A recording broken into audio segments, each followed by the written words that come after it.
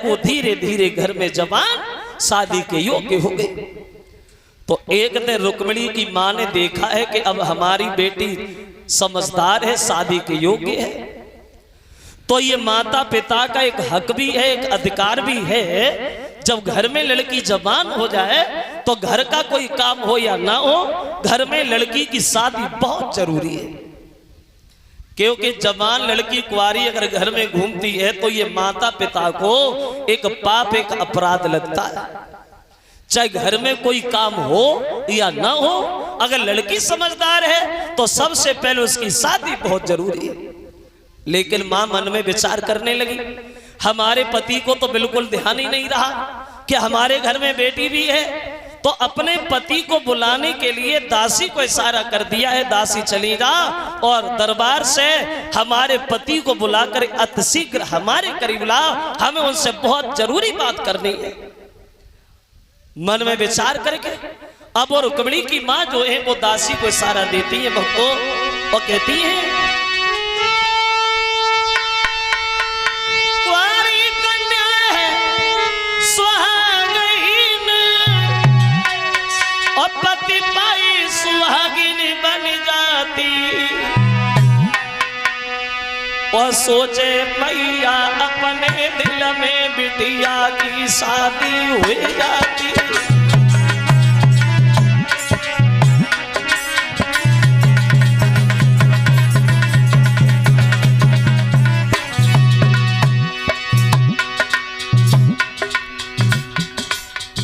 विचार दिल में करती हैं और दासी से कहती हैं, जल्दी जाओ,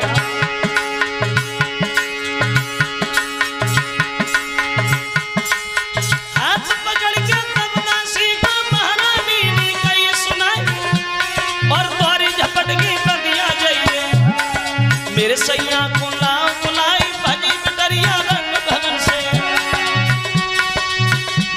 अब मस्क चली मधुरिया जान चटक चुनरिया लटकत जावे, और धुतिया दवती माई सुनाए ऊपर को लचका पैर को दचका, दचका लगे कमरी बल खाए, जा गई दासी, ना गई दासी, अब दासी लगी बरोबर जाए, हाथ जोड़ी की धुन दासी ने, तब राजा सो करी तुहार तुम्हें बुलाओ ठकुरानी ने, अब सोच ले देखो हो तैयार तुम्हें बुलाओ ठकुरानी।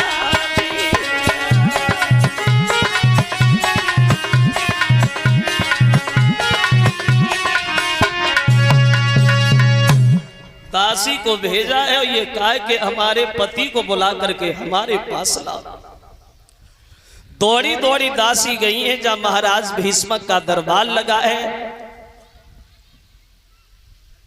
दोनों हाथ जोड़ के खड़ी हो गई और कहने लगी है, महाराज आप हमारे साथ अतिशीघ्र चलो, और तुम्हारी पत्नी जो है वो महारानी घर में आपका इंतजार कर रही है, आपको अभी बुलाया। अब चले महाराज भीष्मक घर पे, तो पत्नी ने बड़ा सम्मान किया, बोले प्रभु वैसे आप दरबार में लगे रहते हो अच्छी बात है, लेकिन कभी घर बार तो देख लिया करो, घर में क्या हो गया।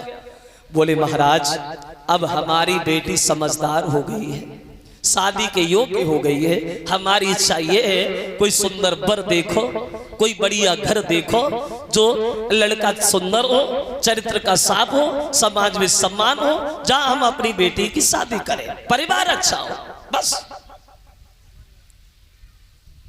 और देखो जैसा हमने उस दिन बताया था, माता पिता हमेशा यही सोचा करते हैं कि हमारी बेटी जिस घर में जाए उसे कभी कष्ट कभी दुख न हो। और वैसे हम लोग जब बेटी के लिए रिश्ता पक्का करने जाएं, रास्ता ढूंढने जाएं, तो सबसे पहले यही देखते हैं कि लड़का कैसा है, लड़का के पिता कैसे हैं, लड़का की माँ के विचार कैसे हैं, परिवार कैसा है, पढ़ा है या नहीं पढ़ा है, पैसे वाला है या नहीं है, ये देखते हैं। लेकिन एक विद्वान ये बता रहा है श्रोता बंधुओं, लड़का के पिता को देख करके अपने बेटी की शादी कभी पक्की न करना।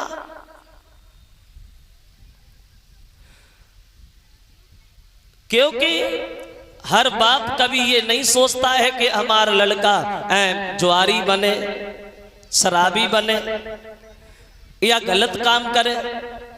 अगर पिता जुआरी है तो यही नहीं है कि लड़का भी जुआ खेलता हो। सबसे पहले एक चीज जरूर देखना, कभी धोखा नहीं हो सकता। वो कभी कहता है एक चीज अगर तुमने देख ली तो तुम्हारी बेटी कभी दुखी रह ही नहीं सकती। अगर तुमने उस लड़के घर को ना देखो, पिता को ना देखो, माँ को ना देखो, परिवार मन देखो, सिर्फ ये देखो अगर लड़के की पहचान करनी है तो कि लड़के के मित्र कैसे, लड़के के मिलने वाले कैसे, लड़के के दोस्त कैसे। क्योंकि लड़का कभी ये अपने घर पे नहीं बताता है कि हम ये काम करते, हम वो काम करते। हाँ, उसके मित्रों से मिलो तो ये जरूर पता चल जाएगा। अगर लड़का अच्छा है, लड़का शील स्वभाव का है, तो उसके मित्र भी अच्छे होंगे। जिसके मित्र गलत होंगे वो लड़का कभी अच्छा हो ही नहीं सकता। क्योंकि संगति का बहुत बड़ा असर पड़ता है, बहुत बड़ा प्रभाव पड़ता है। और विचार उसी से मिलते हैं जो अपने विचारों का होता है। जैसा हमने उस दिन बताया था कि हर आदमी के विचार हर आदमी से नहीं मिल सकते। झूठ बोलने वाला आदमी सच बोलने वाले आदमी के पास ज्यादा देर ठहर नहीं पाएगा, दोनों में लड़ाई हो जाएगी, झगड़ा हो जाएगा। सूर को सूर, गुड़ी को गुड़ी, ठग को ठगई भावे, काग को काग मराल और गधा की पीठ गधई खुजियावे। और ज्ञानी से ज्ञानी करे चर्चा, लबरा दे लबरई उठ जावे। हर आदमी के विचार हर आदमी से नहीं मिल सकते। तो उन्होंने ये कहा कि बढ़िया घर देख लो, लड़का को देखो हम लोगों के लायक है या नहीं है। तो भीष्म बड़े खुश होते बोले, महारानी तुमने तो हमारे मुंह की बात ही छीन ली। कोई बात नहीं, अगर ऐसी बात है तो अभी जाना। वो अभी जाकर के दरबार में अपनी बेटी की शादी आज ही पक्की करेंगे, आप निश्चिंत रहो। अब दरबार में गए महाराज और सबको संबोधित करते हुए बोले, हमारे दरबार में बैठे हुए सभी भाइयों, एक बात कान खोल के सुन लो। आज दरबार में जो भी काम होने थे, जिस पे चर्चा होनी थी, विचार विमर्श होने थे, वो कोई काम नहीं होगा। आज के जो काम है वो कल करेंगे, लेकिन आज एक बहुत महत्वपूर्ण कार्य है वो करेंगे। तुमने हमारी बेटी देखी है, शादी के योग्य है और सुंदर भी है। और तुम ये भी जानते हो कि सुंदर लड़की के लिए सुंदर लड़का होना भी बहुत जरूरी है। और ये फैसला हम अकेले खुद नहीं करना चाहते हैं, ये फैसला हम तुम सब लोगों से करवाना चाहते हैं। आज हमारे दरबार में कोई छोटा बड़ा भी नहीं है, सबको बोलने का बराबर अधिकार। हमें ये बताओ, कोई ऐसा लड़का हो, देखने में सुंदर हो, चरित्र का साफ हो, समाज में सम्मान हो, लोग इज्जत करते हो, जहां हम अपनी बेटी की शादी कर सके? बोलो। अब जिसके जो दिमाग में आया उसी ने उसी का ही नाम ले दिया। एक खड़ा हो गया, कहने लगा, महाराज अगर हमारे मन की बात पूछो तो हम बोले। हाँ हाँ, कहने लगा है श्रीमन, अगर हमारी बहन रुक्मिणी का विवाह कौरवों के राजा दुर्योधन से हो जाए तो कैसा रहेगा? बड़ा परिवार है, दौलत भी उसके पास बहुत है, उससे शादी कर दो। तब तक दूसरा खड़ा होके चिल्लाने लगा, पागल हो गया है दुर्योधन? अरे वो हम लोगों के लायक है, घमंडी है दुर्योधन, सगे भाइयों का सगा नहीं होगा, वो हम लोगों के योग्य नहीं है। और कोई देखो। तीसरा बोलने लगा, महाराज जरासंध कैसा रहेगा? मगध का रहने वाला है, पैसे वाला है, उससे शादी कर दो। तब तक चौथा बोलने शुरू हो गया, जरासंध से शादी कर दो, काय को कर दो? अरे कायर 17 बार भगवान कन्हैया ने उसे युद्ध में हराया है, वो भी नहीं। और कोई देखो, मुसीबत खड़ी हो गई। अगर एक किसी के गुण बताता है तो दूसरा उसके अवगुण गिनाने लगता है। सुबह से दोपहर हो गया, दोपहर से शाम हो गई, लेकिन ये फैसला नहीं हुआ कि रुक्मिणी का विवाह होगा। वो दशा बन गई दरबार में श्रोताओं कि दरबार के बारी बारी से उन राजन के नाम गिनान लगे।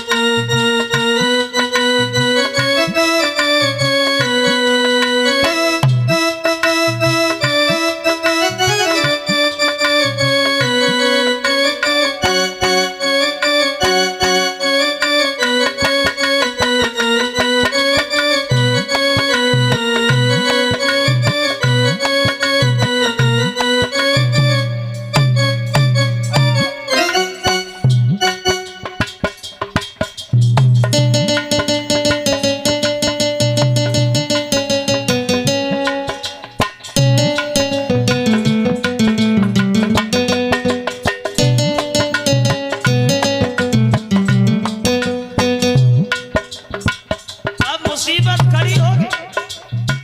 अगर एक किसी के गुण बताता है तो दूसरा उसके अवगुण गिनाने में लग जाता है। वो दशा है दरबार की।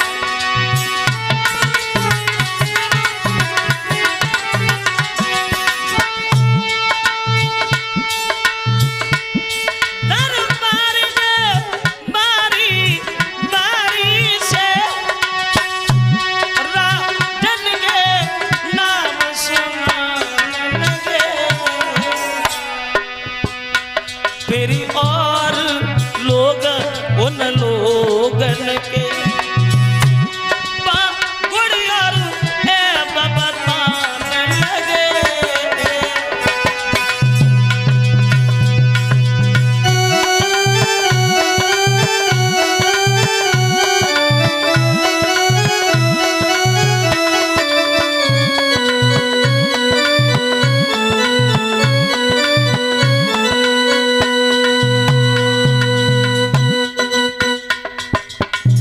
शाम दरबार बंद होने में थोड़ा वक्त बचा, लेकिन फैसला नहीं कोई कर सका कि शादी कहाँ हो।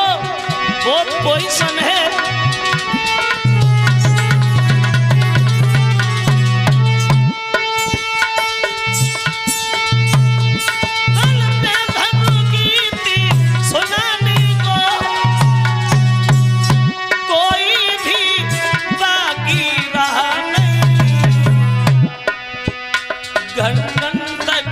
चर्चा बनी रही, पर विवाह कहीं देवला नहीं।